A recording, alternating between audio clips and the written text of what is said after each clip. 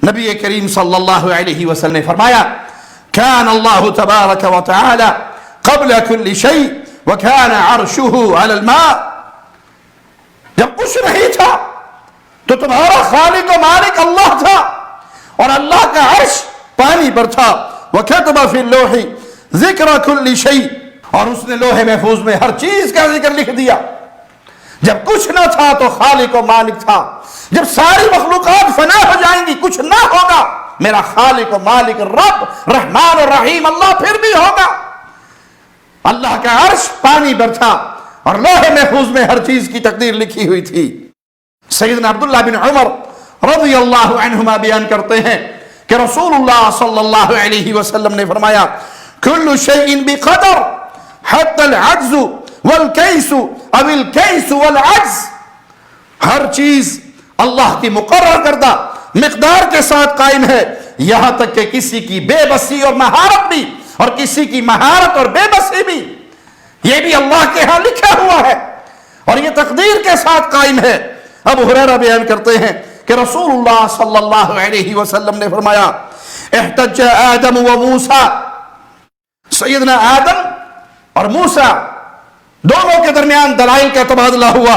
فقال له موسیٰ انت آدم الذي اخرجتك خطیئتك من الجنہ, آپ وہ آدم ہیں جن کی غلطی کی وجہ سے آپ کو جنت سے نکالا گیا. فقال له آدم, آدم علیہ السلام نے موسیٰ علیہ السلام سے کہا انت موسیٰ الذي اصطفاك اللہ برسالاته وبکلامه, آپ وہ موسیٰ علیہ السلام ہیں جسے اللہ تعالیٰ نے اپنی رسالت اور ہم کلامی کے لیے چن لیا.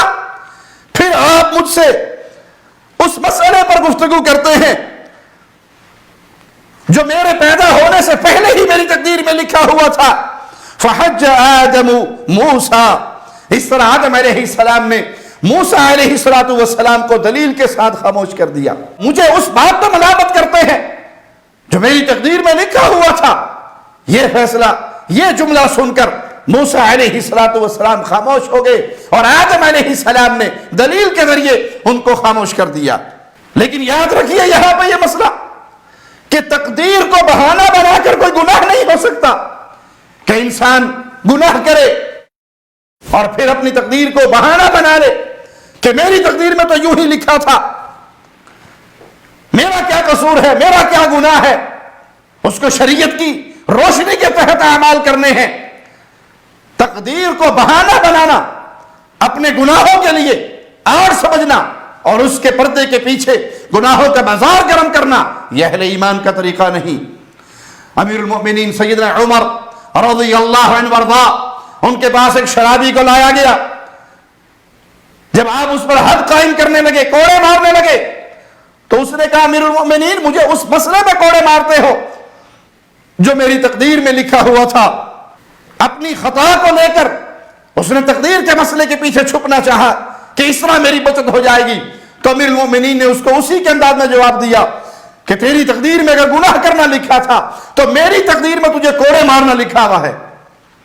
تو تقدیر کو بہانہ بنا کر گناہوں کی دنیا کو مزین کرنا یہ اہل ایمان کا کام نہیں. اگر انسان سے خطا ہو جائے وہ اللہ کی طرف رجوع کرے, اپنے اس گناہ پر بہانے نہ تراشے. یہی تو فرق ہے سیدنا آدم علیہ السلام میں اور ابلیس ملعون مردود میں کہ آدم علیہ السلام سے خطا ہوئی تو فوراً اللہ کی طرف رجوع کیا. ربنا ظلمنا, آوازیں لگائی, رب کو پکارا, اپنی خطا کو تسلیم کیا. اور شیطان نے اپنے گناہ کے لیے بہانے تراشے. یہ مٹی سے پیدا ہوا, میں آگ سے پیدا ہوا, میں افضل ہوں. تو انسان سے خطا ہو جائے وہ اس گناہ کو تسلیم کر کے اللہ سے معافی مانگ لے. اللہ بڑا غفور الرحیم ہے, وہ کفر بھی معاف کر دیتا ہے, وہ شرک بھی معاف کر دیتا ہے, وہ کبیرہ گناہ بھی معاف کر دیتا ہے, وہ اپنی رحمت سے صغیرہ بھی معاف کر دیتا ہے. گناہ ہو جانے کے بعد ڈٹنا نہیں چاہیے, اس پہ بہانے نہیں بنانے چاہیے, بلکہ اللہ کی طرف رجوع کر کے توبہ طائب ہو جانا چاہیے. عبداللہ ابن مسعود رضی اللہ عنہ وارضا فرماتے ہیں ہم غزوہ حدیبیہ سے واپس آ رہے, اللہ کے نبی صلی اللہ علیہ وسلم نے فرمایا آج رات کون پہرا دے گا؟ سیدنا عبداللہ نے کہا میں پہرا دوں گا. آپ صلی اللہ علیہ وسلم نے فرمایا انک تنام، تم یقیناً سو جاؤ گے۔ پھر سوال کیا کہ کون پہرا دے گا؟ سیدنا عبداللہ نے پھر کہا اے اللہ کے نبی صلی اللہ علیہ وسلم میں پہرا دوں گا۔ آپ نے وہی جواب دہرایا اور پھر سوال کیا کہ آج رات کون پہرا دے گا؟